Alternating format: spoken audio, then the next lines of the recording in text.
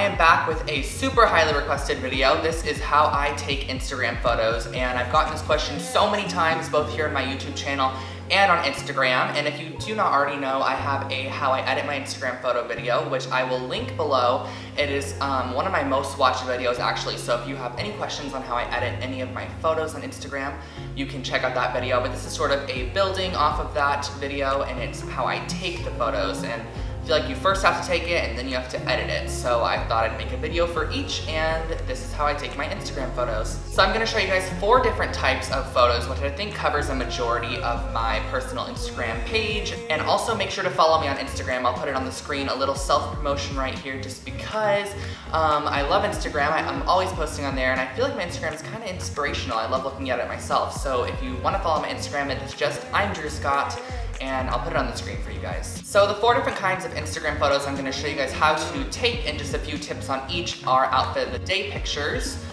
flat lay photos, and then food pictures, and then on the go, just random photos. So the first type of Instagram photo I wanna talk about are my outfit of the day photos. Since my channel is primarily fashion based, and since my Instagram is primarily fashion based, I post a lot of outfit photos, and the first thing I wanna mention is that a lot of the outfit photos you guys see on my Instagram are taken with a professional camera, so I'm not gonna go into detail on that. That'll be another video in the future. I do take a lot of outfit photos on my phone as well, but just a good majority are on my camera. So the first tip for taking outfit of the day or outfit photos on your phone would be to make sure that the photographer or whoever's taking the picture gets down as low as possible. The lower they get the camera down, the taller it's gonna make you look against whatever background you're using. The second tip is to make sure that your background isn't too cluttered or there's not a lot of stuff in it. I personally like just to use solid walls or like a slightly textured background or slightly patterned wall. And then my third tip is to make sure that all of the lines, the horizon lines, so for example where the floor meets the actual like wall, for example, is straight. It is completely horizontal across the screen. Having a skewed line really creates a very awfully aesthetically unpleasing Instagram photo, if that makes sense. So I think making sure all of your lines are always straight, either vertical or horizontal, really makes your photo look a lot nicer and cleaner.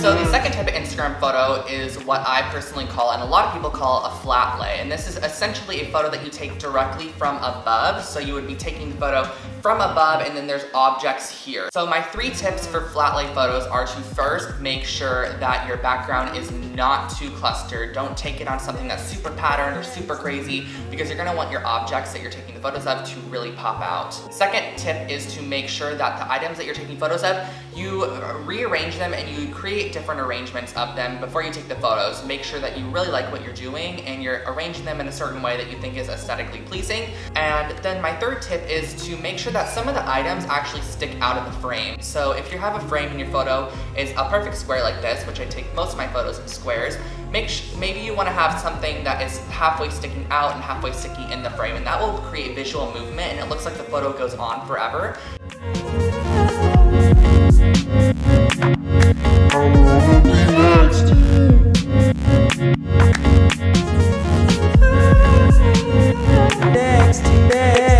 The third Instagram photo that I'm going to be talking about are food pictures, and food pictures are really fun. I think that they just create a nice little ambiance in your certain feed or your Instagram page. So my 3 tips for the food pictures are to make sure that firstly you have good lighting. You're not going to want to take a food picture at typically dinner time, just because the lighting is normally dim and the photo is not going to turn out clear or crisp. So typically kind of tend to take your photos at breakfast time or lunchtime if you're taking them of a certain meal. And the second tip would be to make sure that you add accessories. So place your sunglasses on the table, place your wallet on the table, place your jewelry on the table, something that just adds a little bit more to the photo and fills in the space, because you're not just gonna want just a random plate and nothing else in the background, maybe add a few other items. And then my third tip would make sure that if you're taking it for in a group photo or you have a lot of people that are eating, make sure no one eats anything before you start taking the pictures, because you're gonna want your food photos to look as clean and as polished as possible. You're so far away.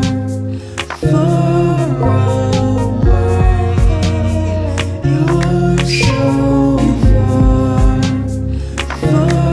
The last kind of Instagram photo I'm gonna to share with you guys how to take is just my random on-the-go photo. And what I mean by that is just something that you're just out and about and you see something you like. So my first tip for these kinds of photos are to make sure that all of your lines are lined up.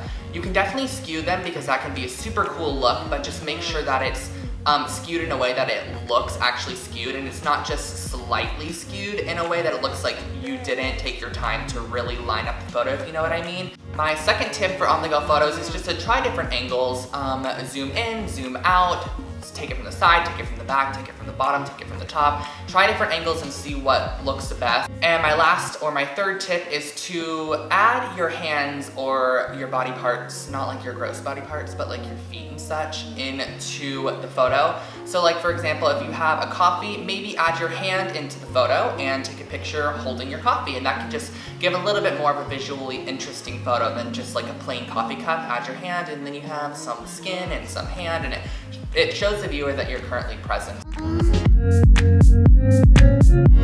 I wanna be next to you.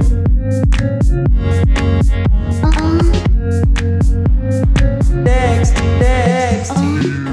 So those are my 4 different types of Instagram photos that I am going to share my different tips on how to take. So I hope that gave you guys a little bit of insight on how I take my Instagram photos, or like how my process is when I'm thinking about taking them.